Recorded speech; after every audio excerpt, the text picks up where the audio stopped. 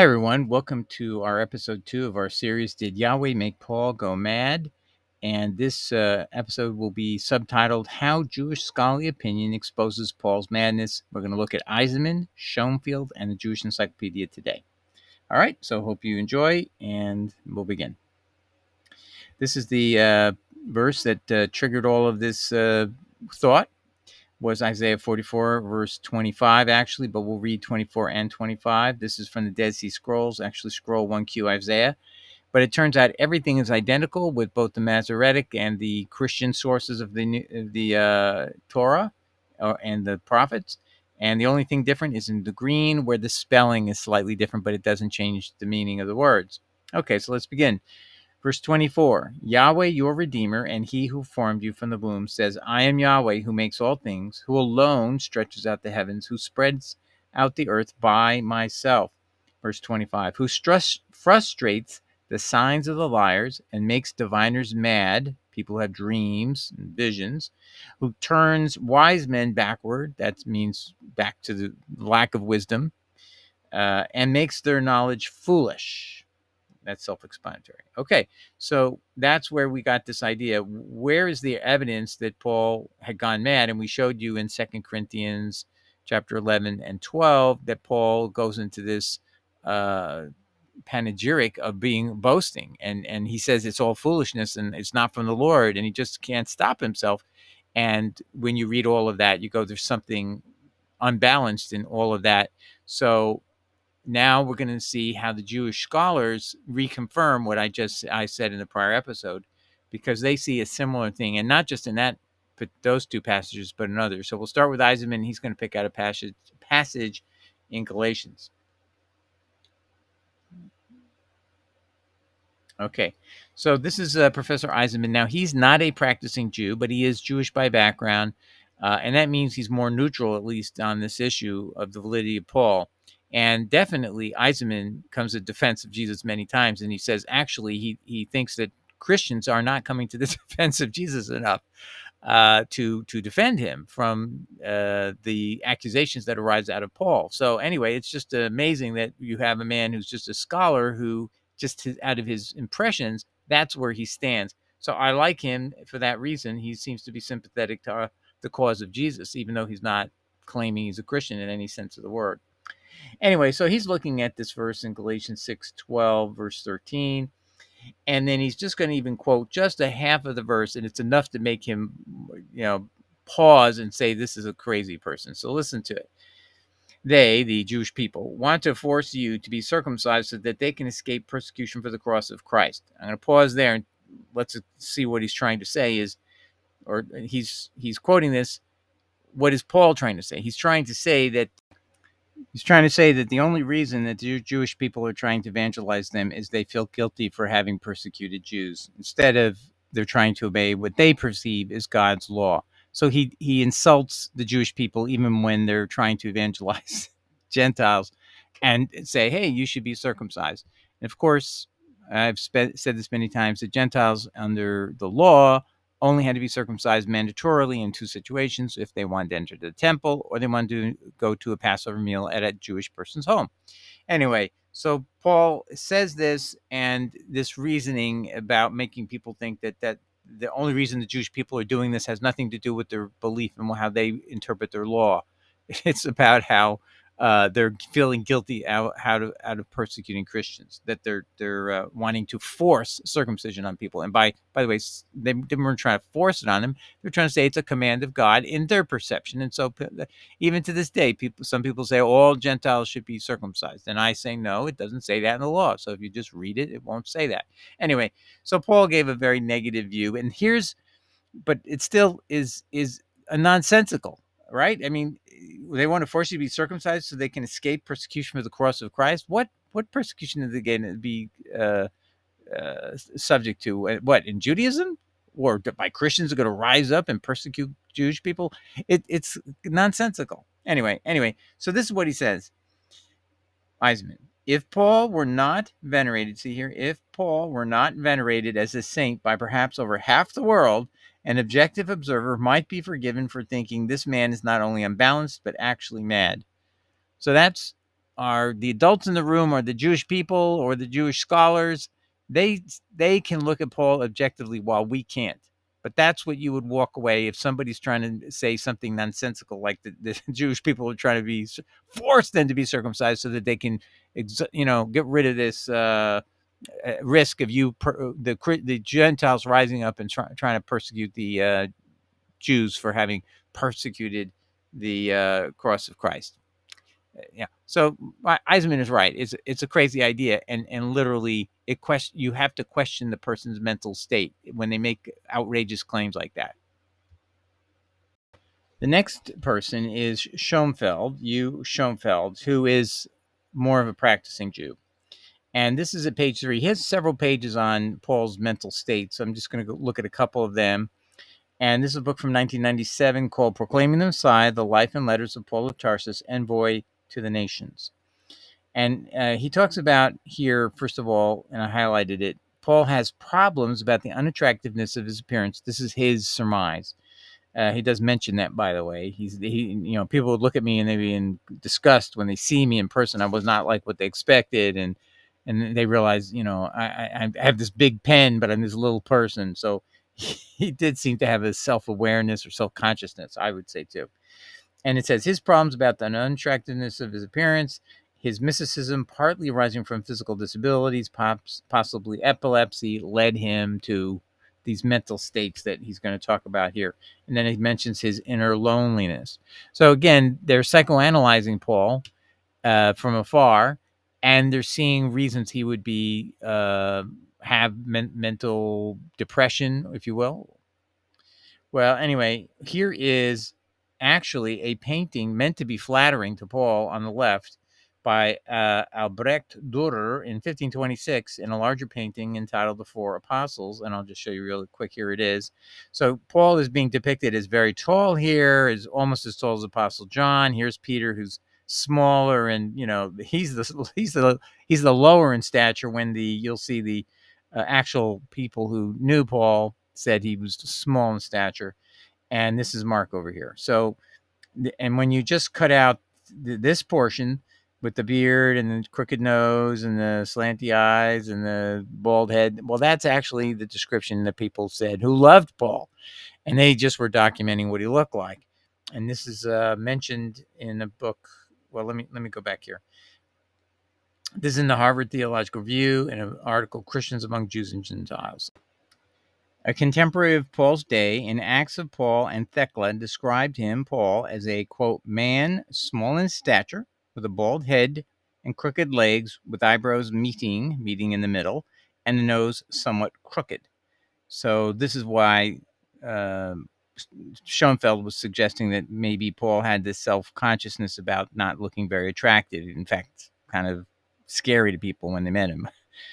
Okay, so but you can see that we have a whole article on this, and it shows you this picture, this painting is more accurate of who Paul really looks like, but not this height. So it made him look tall, or as tall as John, because the purpose or the propaganda piece here is to actually make Paul look on equal stature with John, and make Peter look inferior and Mark inferior. So that is actually the intent of Albrecht Durer. He that's explained in when he presented it to the city council of Nuremberg.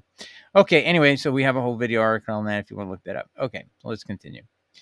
Then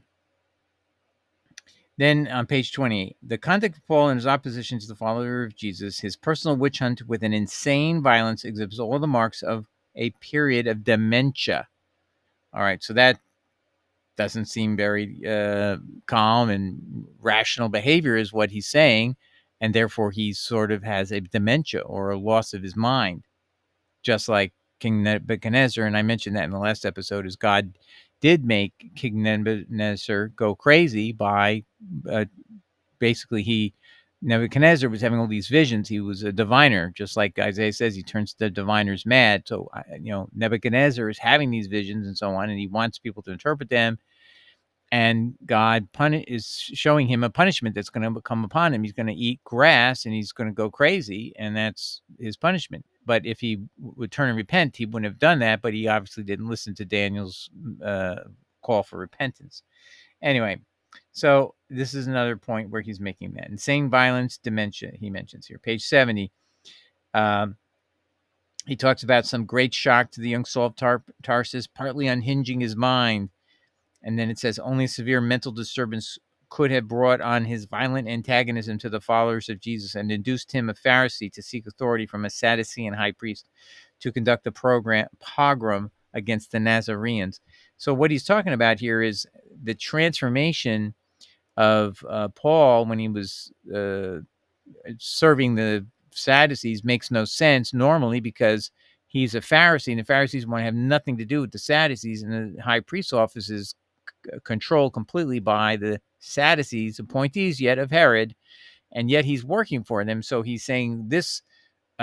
This just is kind of crazy behavior. You Pharisees don't work for Sadducees and go off and persecuting people. So he ascribes this to the unhinging of his mind and a severe mental disturbance that would lead him to the violent antagonism against the followers of Jesus, which induced even a Pharisee to seek authority from a Sadducean high priest to go kill them and beat them up and suppress them, basically. So that's, again, he's trying to read his mind. I'm not saying any of this is true or false. It's just that's his perception of how radical your mind has to be to be as to disjoint your allegiance to the Pharisees and turn over and serve the Sadducees. It just seems totally like a crazy behavior, and that's what he's pointing out. And he ascribes it to some mental disturbance, hinging of mind. So it's, again, more of the same. Let's continue. Well, now we're going to go to the next. So I just wanted to let you see how Jewish scholars see him. They see there's some sort of mental disturbance with Paul. They never say anything like that about Jesus, just so you know. And so the Jewish people generally are very kind towards Jesus. If you didn't know, they just say, hey, you know what? Virgin birth. You can't prove he's this Messiah, so we don't have to pay attention to him. We have whole videos on virgin birth to try to address that argument, but most Christians don't know that's a defeating argument that Jesus would be the Messiah. Just saying. But we have videos that show actually the early church always had it was no virgin birth. That comes up about 180, 200, and it's corrupted the texts.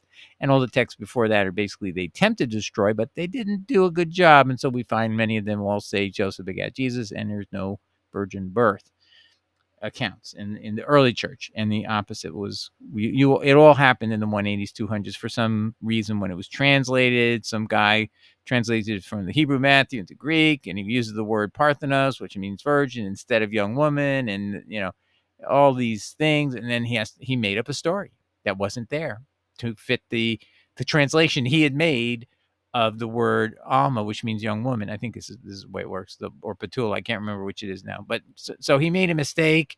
He mistranslated it into be virgin, and now it had to be fit. The story had to be made to fit it. It's just a tragedy of history. And now the Jewish people have a total justification to just reject Jesus. See how that works? So your own scriptures tells him he can't be Messiah, but we're so dumb that we don't know how damaging that was to the church. And so all the efforts that we made on this channel to resurrect all the proof, many, many proofs literally, we found over 10 references in the earliest church that Joseph begat Jesus, 10 references, and none which had the virgin birth until after 180, 200 AD. Anyway, so that's how they deal with Jesus. But Paul, they have to deal with him different. He's different. And so here's the Jewish Encyclopedia, Kaufman Kohler. And this is what he writes here. His whole state of mind shows the influence of Theosophic or Gnostic lore of Alexandria, especially the Hermes literature recently brought to light by Reisenstein in his important work. And by the way, this article by Kohler in the Jewish Encyclopedia was written about 1905 approximately.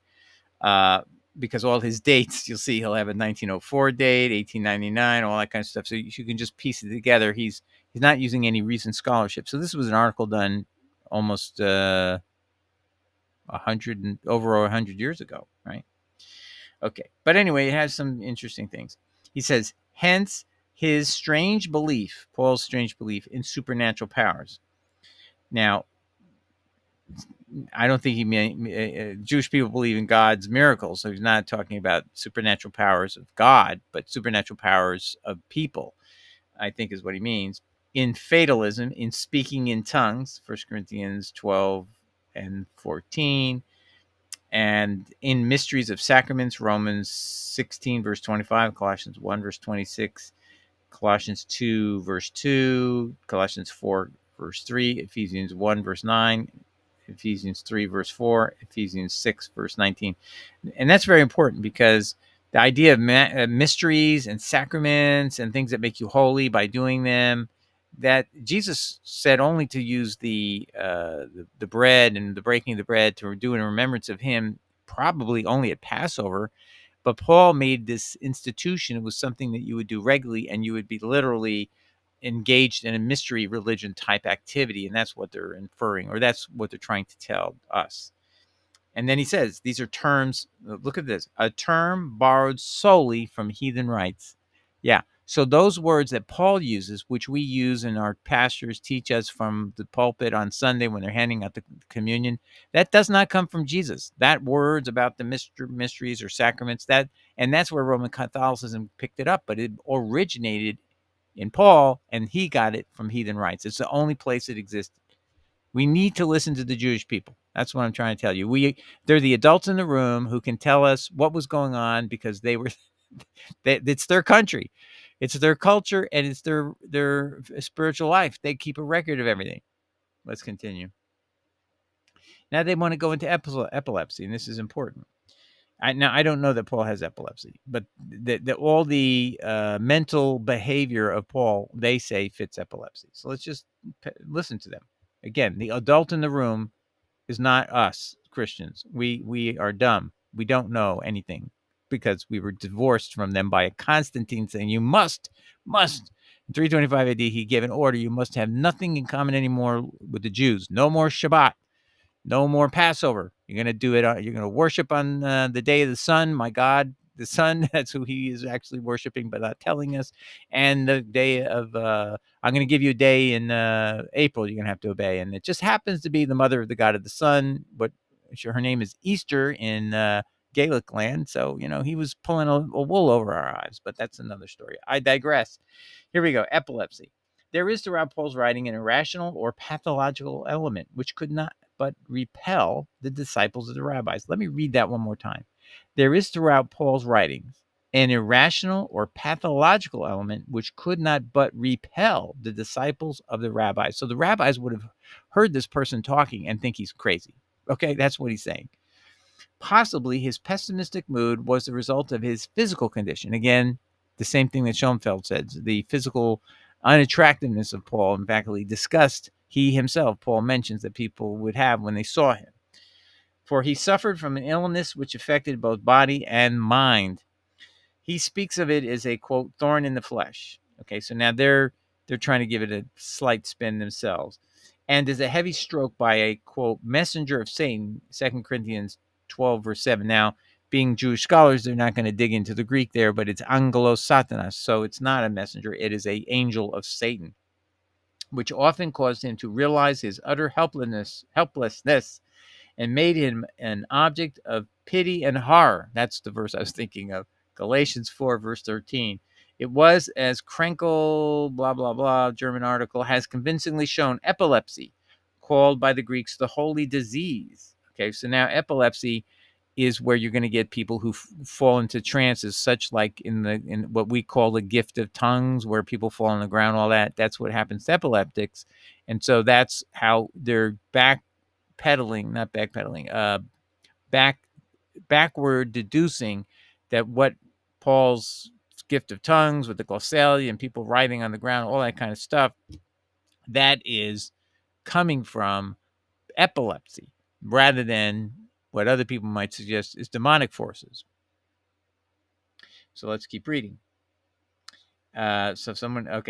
Which frequently put in him, Paul, into a state of ecstasy. All right, so let's stop there. Ecstasy is usually considered where you have no control over your limbs. It's something also that happens in epilepsy, but it also happens in demonic possession. But of course, that's something Christians believe in more than Jewish people. At least that's my impression. A frame of mind that may have greatly impressed some of his Gentile hearers. So by saying he was in ecstasy, Kohler is saying that would impress Gentile minds, that would make his statements more credible because they believe that's how the gods speak. Their gods are, Apollo and the Python priestess. She goes into ecstasy too, where she does her prophesying. So whether male or female, ecstasy always meant this ecstatic experience where you're not really speaking intelligibly. You're speaking glossalia, and you're writhing on the floor, and you're mumbling and murmuring, and you need a priest to interpret. And that people literally paid these priests at Delphi and at Philippi to give their prophecies in writing, and they'd pay them a lot of money for it. And these were considered huge for 600, 700 years. This went on. A frame of mind that may have greatly impressed some of his Gentile hearers, but could not but frighten away and estrange from him, the Jew. Of course, it's demonic, whose God is above all the God of reason. Okay, and that gives some citations. The conception of a new faith, half pagan and half Jewish, such as Paul preached, and susceptibility to its influences were altogether foreign to the nature of Jewish life and thought. Pause. Could anyone talk this way about Jesus? Absolutely not. Do you see the difference?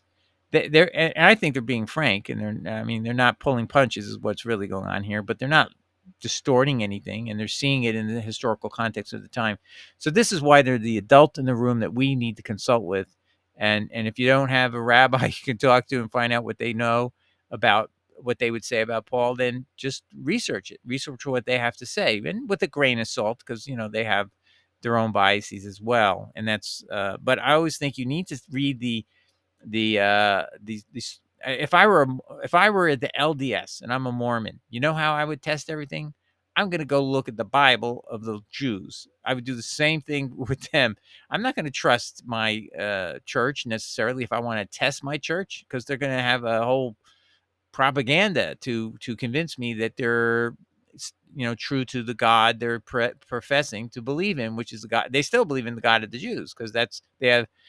I told you, they show. They even use Paul's epistles. They believe he's prophet of God or something. So you got to realize that that group is not really using any outside source that would be more authoritative about the origins of Judaism and what its foundation principles were, and who God is, and how you test scripture. So the only way to test anything is you got to go back to the adults in the room, the people who know about this stuff. And you can't rely upon people who are paid a salary to keep teaching you the same thing over and over again and have an explanation for everything, or else they're going to lose money from you. I mean, that's really the pastors of today have made it so that you cannot actually trust their opinions, because they're not objective. They make money from us, and that's a sad thing. And so that's why I strongly advocate not to make money from what you do, or to make anything other than to deflect costs of books that you have to publish or whatever. But otherwise, don't make it a living out of this, particularly because that manipulates you, and you get audience capture, and you don't ever want that. And that's why that's what Jesus was trying to say. Why the apostles must not take any money. Freely you received, freely you must give. But of course, the pastors got licensed to take money because of Paul, and that means they're really, really wed to Paul. They can't let him go, because they'd have to give back all the money, because they've been disobeying Jesus all these years. But I digress. Anyway, for Judaism, religion is the hallowing of this life by the fulfillment of its manifold duties. So, yeah, where Paul was going was a completely different religion that they never knew of. Jews would have said, what is this religion? We've never heard of a God like this. All right, and now I have some highlights of the key points where he's talking about mental states there. Okay, let's go to the next passage. Okay, now he talks about his personality. To judge from those epistles that have all the traits of genuineness and give a true insight into his nature, Paul was a fiery temper, impulsive and impassioned in the extreme, of ever-changing moods, now exulting in boundless joy, and now sorely depressed and gloomy, effusive and excessive alike in his love and in his hatred, in his blessings and his cursing. He possessed a marvelous power over men, and he had unbounded confidence in himself. That sounds like a what? A psychopath. I mean, he's not saying it, but if you studied psychological terms and whatever, this is the definition of psychopath. Very, not self-critical, depressed, blessed and cursing people, hating and loving, and extremes. I mean, that's a psychopath and very manipulative person. And some people are attracted by that. And I just want to say that had Paul not hitched his cart to Jesus, a very admirable and good teacher with good morals, brilliant brilliant speaking, brilliant parables. I mean, he's a genius. Really, Jesus is a genius. Uh, Paul would have been nothing. People don't realize that Paul would be nothing because there's nothing attractive about what he actually is saying, except that it's it's a gospel too good to be true, because it isn't true, as I've said and proven, I think, in many episodes so far. That's up to you to test yourself. But anyway, let's continue with this issue. Did Yahweh make Paul go mad? Acts 22, verse 17 to 18 speaks of another vision which Paul had while in the temple, in which Jesus told him to depart from Jerusalem and go with his gospel to the Gentiles. Evidently, Paul entertained long before his vision those notions of the Son of God which he afterward expressed. But the identification of his Gnostic Christ, and what does that mean? A Christ based on knowing things about him, and that means if you believe in the death, burial, and resurrection, you're saved, is completely Gnostic, meaning knowledge saves you, no ethical things. And those facts are neutral on ethics, right? Jesus died, Jesus buried, Jesus resurrected. I believe it. What ethical change do I have to make? None. Good. That's a religion? That is a complete religion for the people who follow Paul. And that's why 99% of Christians are today Paul followers, because it's so easy. No, we don't want any law. We don't want any controls. It's like children who don't want to grow up. Let's stay playing in the sandbox, mom and dad. I have this book that says I'm allowed to play in the sandbox until I'm 80 and then die, and I'm going to go to heaven. And the adults in the room are these Jewish people who are trying to get through to us. And I got to tell you, I mean, I grew up with Jewish people in my neighborhood in the Bronx, and they're very good, nice people. When you live with them or around them, you realize they're very honest and very decent people and care for children, care for everybody. And they were so kind to us little Gentile kids running around. And so I can only say good things about them. And of course, my Uncle Eddie, he took care of me. He was my mom's boss, and he paid all my education, and he liked me, and I owe my whole career to him, because my parents couldn't have afforded a dime, and they barely could afford our rent every month.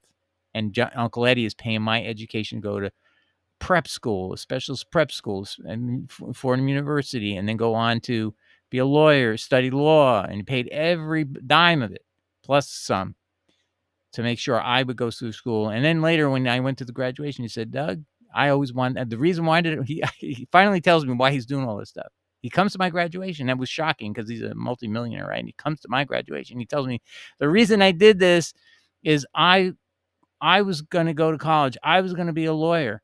And my dad got sick. He was running a tailor shop, and I had to work in the tailor shop, and I couldn't be a lawyer. So I decided, when you had this aspiration to be a lawyer, I was going to help you fulfill your dream, because I couldn't fulfill mine. So pardon me when I say that my experience with Jewish people is completely positive, and I believe they're the adults in the room. We need to ask for their guidance on their religion, how to interpret their texts, so we would have more understanding to understand what our faith is. And the only reason they're not Christians is this virgin birth thing. If we could solve that, and everybody's trying to say they don't get the faith alone doctrine. That's why we got to just hit them over the head with that. You got to fix. You've got to go back and look at the documentation. Nobody does that. That's how you're going to lead the Jewish people to Christ. If you can convince them, there's a good case that isn't the way it originally was. But I digress. Anyway, so he says, Gnostic Christ, with the crucified Jesus of the church he had formerly antagonized, was possibly the result of a mental paroxysm experienced in the form of visions. So again, these visions, he's already told you, they're ecstasy, and these fit something that Gentiles would think are very good, because they're demonic. And the word ecstasy clearly clicks in with their demons would meet them. Their good demons would meet them in their trances, their ecstasies. And what is a paroxysm? Let's take a look what that is. A paroxysm is a sudden attack or violent expression of a particular emotion or activity, a paroxysm of weeping. So Paul seemed to become extremely emotional, is what he's saying, in a severe, heightened way in certain situations. You could see he was very belligerent in some of his letters, very agitated in others. And so they were called paroxysms. All right, so we reached the end of episode 2, and for now, that'll be it. I'm going to look for more verses like 2 Corinthians 11, verse 16 to 23, and 2 Corinthians 12, 1 to 6, which both show Paul had an unbalanced mind. I mean, literally, I'm going to read you again, verse 16. I say again, let no man think me a fool, if otherwise, yet as a fool receive me, that I may myself boast a little.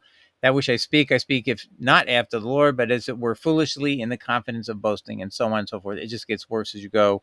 So we've reviewed that in last episode. He basically lost it in this thing. He had no self-control, and he was just boasting and doing everything in a manner that showed something's mentally snapped inside of his brain.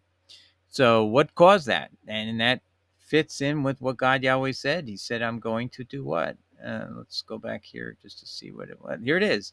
I will make the diviners mad. Paul was claiming he was the diviner.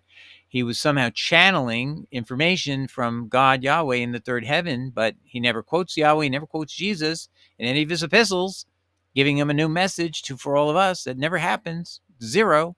So he's a diviner. He's literally making up stuff in his head from the impressions he's had in the third heaven, and he writes epistles. And we're supposed to, what's happened to him? He's gone crazy in 2 Corinthians 12, 11, and 12. 2 Corinthians chapter 12 and chapter 11 and chapter 12. Okay. So we'll be on hiatus on this series until we find more examples of Paul saying things that are borderline crazy. And if you have any comments that you want to make recommendations on that, please do so. Let me know what you would cite to me. Give me a chapter and verse, and we'll do that. And so God bless everybody. Take care. Ciao. Bye.